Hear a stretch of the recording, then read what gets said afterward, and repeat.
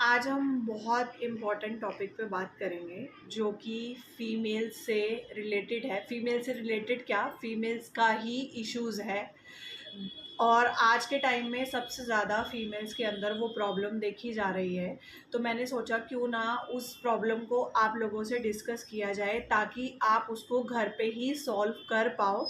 आपको किसी डॉक्टर के पास या किसी भी तरीके की मेडिसिन को ना लेना पड़े। अब वो जो टॉपिक है, जो प्रॉब्लम है, वो उसका नाम है वाइट डिस्चार्ज। और आपने देखा होगा कि वाइट डिस्चार्ज हम सुनते भी आ रहे हैं कि काफ़ी टाइम से, लंबे समय से भी चलता है, किसी को शॉर्ट टाइम में भी हो जाता है। आजकल बच्चों के अंदर भी होने लग गया है ये। जो हमारी छोटी बच्चियां स्कूल में जाती हैं उनके साथ भी ये प्रॉब्लम होती है।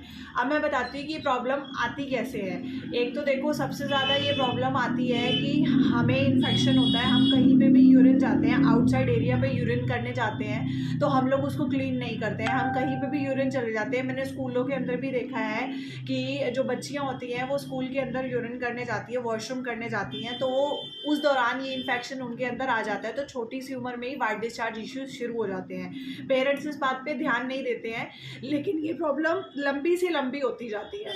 अब आ जाते हैं कि आज के टाइम में जो फीमेल्स हैं उनके अंदर ये दिक्कत कब से कैसे आती है, मैं बताती हूँ। एक तो उनका लाइफस्टाइल, वो इस बात पे ध्यान नहीं देती हैं। दूसरी चीज़ ये है कि उन्हें जो सिम्टम्स शुरू होते हैं वो नोटिस करती हैं कि हमें ये दिक्कत आ रही है, तब जाकर वो डॉक्टर से कंसल्ट करती हैं और पता चलता है कि वो वाइट डिस्चार्ज का प्रॉब्लम था जो लंबे समय से चलता आ रहा था।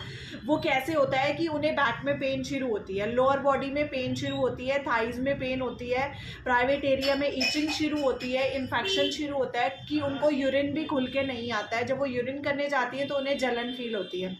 इसको हम घर पे कैसे ठीक कर सकते हैं विदाउट एनी मेडिसिन। अब आपने सबसे पहले क्या करना है, अपना पानी बढ़ाना है, ठीक है। और विटामिन सी से रिलेटेड आपने चीज़ें खानी है, जिसमें फ्रूट्स आते हैं, सिट्रस फ्रूट्स होते हैं। आप ग्रेप्स खा सकते हैं, संतरा खा सकते हैं, लेमन किसी भी फॉर्म में ले सकते हैं, आंवला इनटेक कर सकते हैं। आपको प्रोबायोटिक्स चीज़ें लेनी चाहिए, जैसे कि छाछ हो गई, दही हो गई।